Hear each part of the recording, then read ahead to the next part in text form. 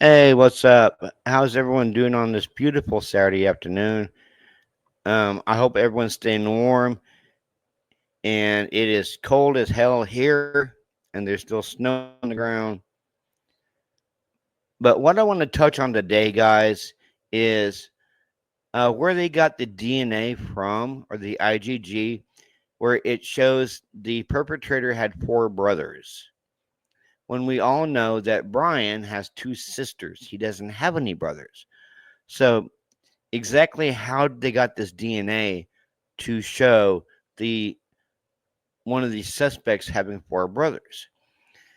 Could it be maybe Brent Kopaka?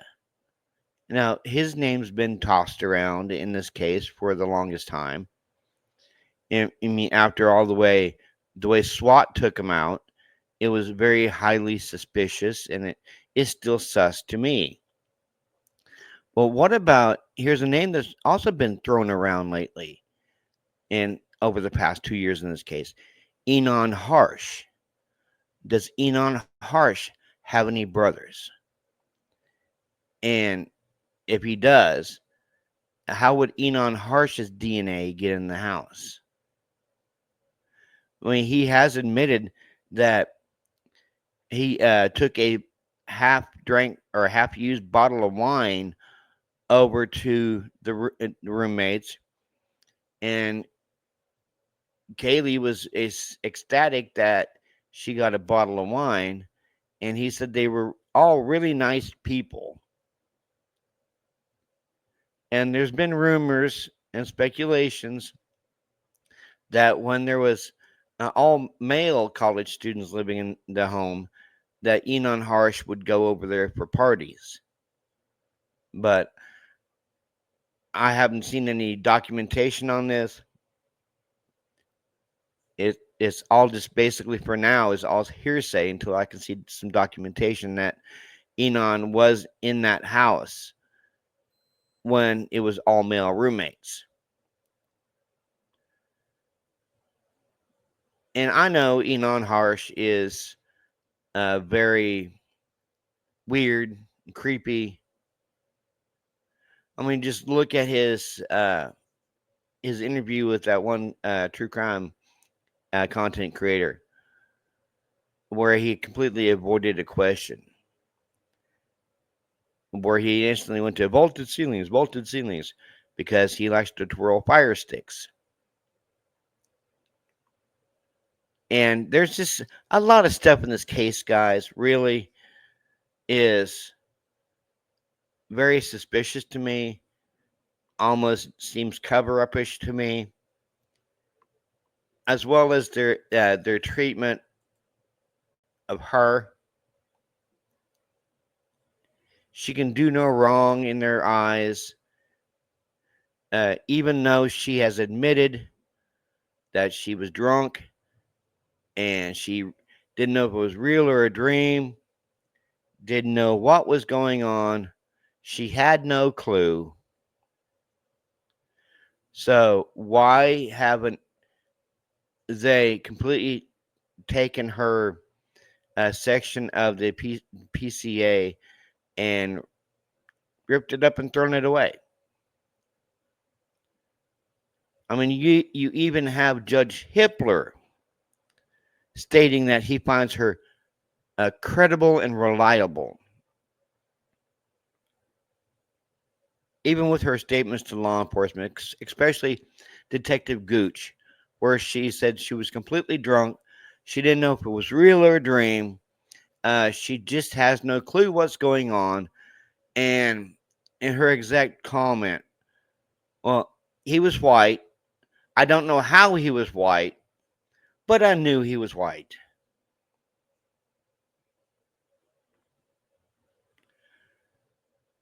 how does that make her a credible witness? I'd like to know down in the comment section on how you guys feel in this community, how that makes her a credible witness when she just totally acts like she don't get it. She don't want to know what's going on. She was totally drunk. So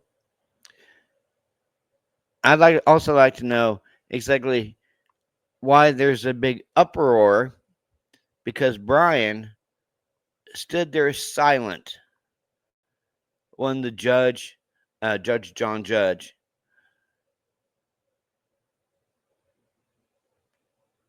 found put the not guilty in plea for him. Just because Brian doesn't put the not guilty plea in, he stands silent, and the judge puts it in for him, doesn't make the man guilty.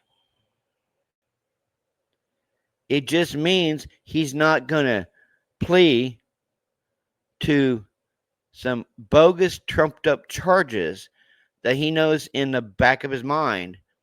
That's what they are. They are bogus. They are trumped up charges, and he's thinking to himself, "Why should I plead to these charges when I know in my own mind I didn't do nothing wrong?" And that's not Brian saying that he's guilty by standing there silent. That's Brian making a statement. That was him making a statement. I'm not going to plead to these charges because I know I didn't do nothing. Especially when there's no connection to the victims, there's no motive, and there was no signs of stalking. And that even came out with Bill Thompson, who ruled out stalking completely and stated there was no connection to the victims. Why is this man still sitting in jail? And I would like to know exactly why, once they get him arrested, they start doing all this stuff while he's sitting in jail, like the search warrants for his apartment, the search warrants for his social media, the search warrants for his Amazon account, uh, search warrant for his search warrant for his car. Now they did the car search warrant uh, before he was arrested, but here's the thing: Corporal Brett Payne, the man everyone loves to hate, was in Pennsylvania for 48 hours right before Brian was arrested. I mean, if you want to talk about some corruption going clear across the country, that's Brett Payne.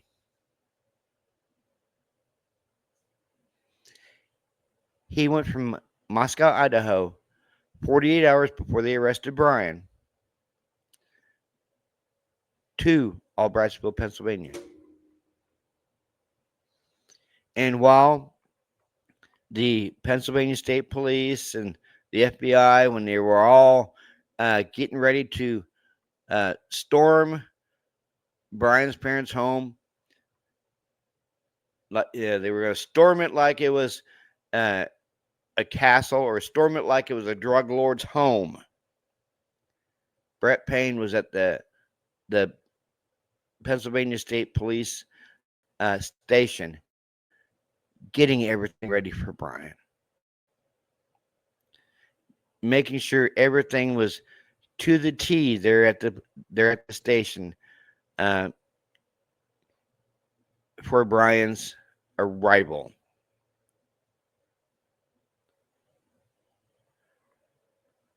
And you can also tell that this Judge Hippler, is a very pro law enforcement judge. And I mean, I'm starting to believe that Judge Hippler, and I'll give a credit to my brother AR here. Judge Hippler walked the defense into a trap with the pranks and with these suppression motions. He walked them into a trap because at first the defense turned in a 2,000-page brief. Judge Hippler said that's too many pages. So the defense narrowed it down to a 1,000-page brief. And he still denied the Franks and denied all the suppression motions. He walked them into a trap and then sprung the trap by denying everything.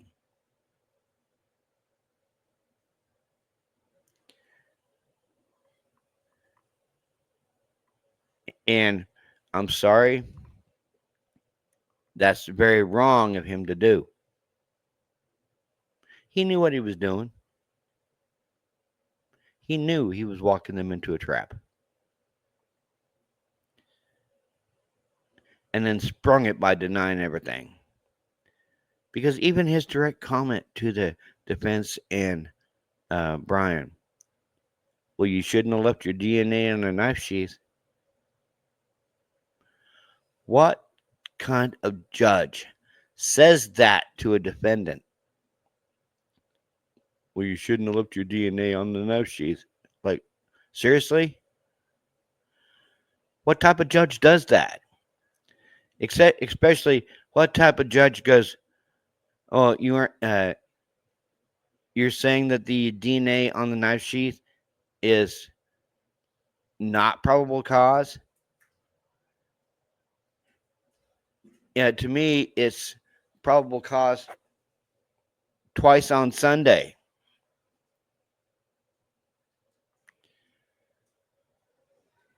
That's not a thing a judge should say to a defendant, especially Brian looks like he's lost a lot of weight. He does. He looks like he's lost a lot of weight. But who are these four brothers? Who is the Q1.1 sample? Because we know it's not Brian, because Brian don't have any brothers. He has two sisters.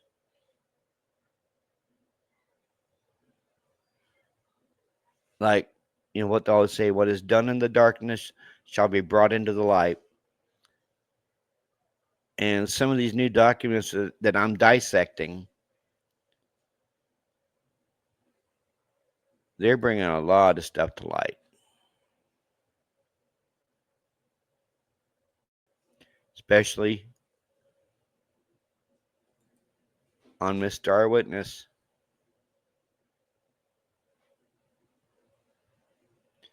I don't think she's a star witness of anything.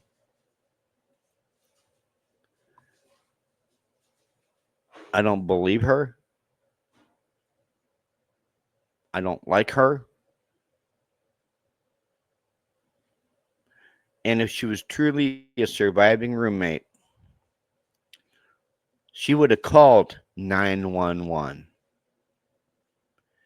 instead of just closing the door, locking it, and going back to bed. You know, drunk be damned. Because if Bethany was in the home at that time, why didn't Bethany call 911? Because Bethany supposedly heard the sounds of two men arguing upstairs on the second floor where she was on the first floor. So if you're hearing two men arguing, why aren't you coming to see what's going on? Why are you staying in your room?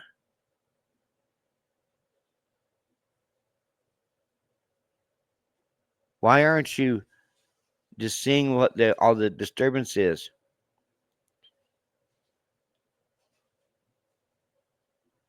Unless you knew what was going on that night. That's why you were silent. That's why you still remain silent. Just like Dylan. I heard a report that Dylan had a baby by a law enforcement officer to boot.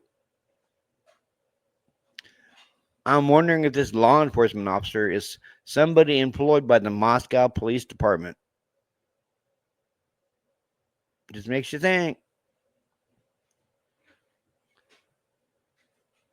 But if you like this video, go ahead and hit the like button. While you're here, hit the subscribe button for new contact, and make sure you click the notifications bell, and make sure you click all on it